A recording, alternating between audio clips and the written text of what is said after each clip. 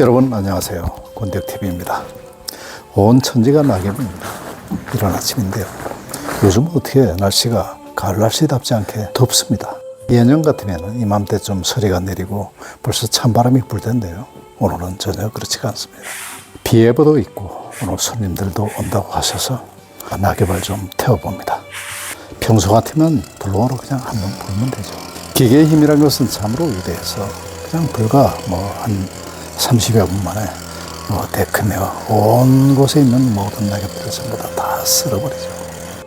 그런데 오늘은 그러고 싶지가 않다는 말이죠. 그 이유를 한번 생각해 봤습니다. 고등학교 교과서에 있던 이효석 선생님의 낙엽을 태우면서라는 수필이 생각났기 때문이죠. 오늘 그 수필을 읽으면서 여러분들과 가을의 깊은 정취를 함께 하고자 합니다. 낙엽을 태우면서 이효석.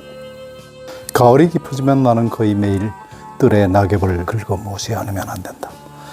날마다 하는 일이건만 낙엽은 어느새 날아떨어져서 또다시 쌓이는 것이다. 낙엽이란 참으로 이 세상의 사람의 수요보다도 많은 것다. 30여 평에 차지 못하는 뜰이건만 날마다의 시중이 조련치가 않다. 벚나무, 능금나무, 제일 귀찮은 것이 담쟁이다. 담쟁이란 여름한철 벽을 온통 둘러싸고 지붕과 굴뚝에 붉은 밑만 남기고 집안을 통째로 초록의 세상으로 변해줄 때가 아름다운 것이지, 잎을 다 떨어뜨리고 앙상하게 드러난 벽에 메마른 줄기를 그물같이 둘러칠 때쯤이면 벌써 다시 거들떠볼 값조차 없는 것이다. 귀찮은 것이 그 낙엽이다. 가령 벚나무 잎까지 신선하게 단풍이 드는 것도 아니요, 처음부터 칙칙한 색으로 물들어 재치 없는 그 넓은 잎은 지름길 위에 떨어져 비라도 맞고 나면 지저분하게 흙 속에 묻히는 까닭에 아무래도 날아떨어지는 족족 그 뒷수정을 해야 한다. 벚나무 아래에 긁어모은 낙엽의 산대문을 모으고 불을 붙이면 속의 끝부터 푸석푸석 타기 시작해서 가는 연기가 피어오르고, 바람이나 없는 날이면 그 연기가 낮게 들이어서 어느덧 뜰 안에 자욱해진다. 낙엽 타는 냄새같이 좋은 것이 있을까? 갓볶아낸 커피의 냄새가 난다. 잘 익은 개합 냄새가 난다. 갈퀴를 손에 들고는 어느 때까지든지 연기 속에 우뚝 서서 타서 흩어지는 낙엽의 산더미를 바라보며 향기로운 냄새를 맡고 있노라면 벼랑과 맹렬한 생활의 의욕을 느끼게 된다.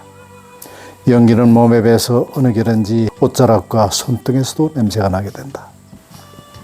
나는 그 냄새를 한없이 사랑하면서 즐거운 생활감에 잠겨지는 새삼스럽게 생활의 제목을 진기한 것으로 머릿속에 띄운다.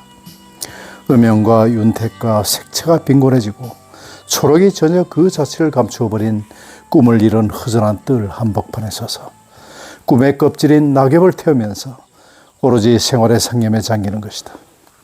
가난한 벌거숭이의 뜰은 벌써 꿈을 꾸기에는 적당하지 않은 탓일까?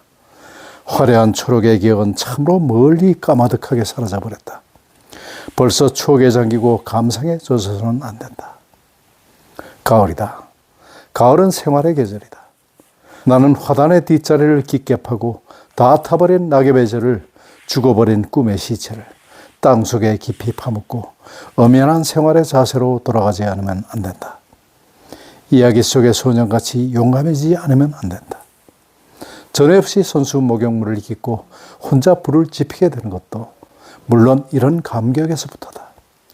호수로 목욕탕에 물을 대는 것도 즐겁거니와 고생스럽게 눈물을 흘리면서 조그만 아궁이에 나무를 태우는 것도 기쁘다. 어두컴컴한 부엌에 웅크리고 앉아서 새빨갛게 피어오르는 불꽃을 어린아이의 감동을 가지고 바라본다. 어둠을 배경으로 하고 새빨갛게 타오르는 불은 그 무슨 신성하고 신령스러운 물건 같다. 얼굴을 붉게 태우면서 긴장된 자세로 웅크리고 있는 내 꼴은 흡사 그 귀중한 선물을 프로메테우스에게서 막 받았을 때 태고적 원시의 그것과 같을지도 모른다. 나는 새삼스럽게 마음속으로 불의 덕을 참여하면서 신화 속의 영웅에게 감사를 바친다. 좀 있으면 목욕실에는 자욱하게 김이 오른다. 안개 깊은 바다의 복판에 잠겼다는 듯이 동화 감정으로 마음을 장식하면서 목욕물 속에 전신을 깊숙이 잠글 때 바로 천국에 있는 듯한 느낌이 난다. 지상 천국은 별다른 곳이 아니라 늘 들어가는 집안의 목욕실이 바로 그것인 것이다. 사람은 물에서 나서 결국 물속에서 천국을 구하는 것이 아닐까. 물과 불과 이 두 가지 속에 생활은 요약된다. 시절의 의욕이 가장 강렬하게 나타난 것은 이 두 가지에 있어서다. 어느 시절이나 다 같은 것이기는 하나 가을로부터의 절기가 가장 생활적인 까닭은 무엇보다도 이 두 가지의 원소의 즐거운 인상 위에 서기 때문이다. 난로는 새빨갛게 타야 하고 화로의 숯불은 이글이글 피어야 하고 주전자의 물을 펄펄 끓여야 된다.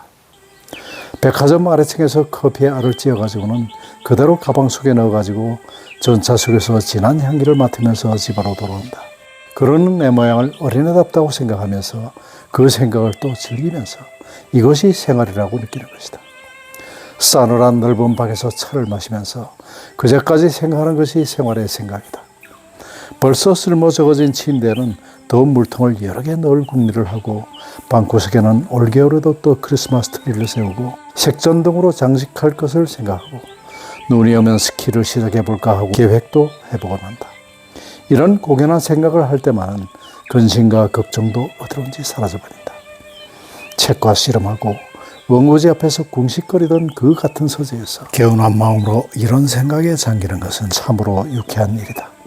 책상 앞에 붙은 채 별일 없으면서도 쉴 새 없이 궁식거리고 생각하고 괴로워하면서 생활의 일이라면 촌음을 아끼고 가령 뜰을 정리하는 것도 소비적이니 비상전적이니 하고 멸시하던 것이 도리어 그런 생활적 사사에 창조적 생산적인 뜻을 발견하게 된 것은 대체 무슨 까닭일까? 시절의 탓일까? 깊어가는 가을 이 벌거숭이의 뜰이 한층 산 보람을 느끼게 하는 것일까? 이효석 선생님께서 이 글을 쓰신 게 아마 지금으로부터 한 70년, 80년 전 얘기가 아닐까 싶습니다.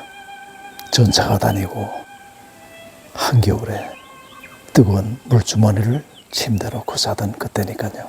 젊은이들은 그 당시의 그 정서를 이해하지 못할 것입니다. 그러나 세월이 가도 낙엽을 태우는 그 마음만큼은 변하지 않았습니다. 저는 오늘 산막에서 지내고 내일 대전에서 열리는 대통령배 합창대회에 출전합니다. 최선을 다할 생각입니다. 좋은 성적 거두고 돌아오겠습니다. 권대욱TV였습니다. 오늘도 행복한 하루 되십시오. 감사합니다.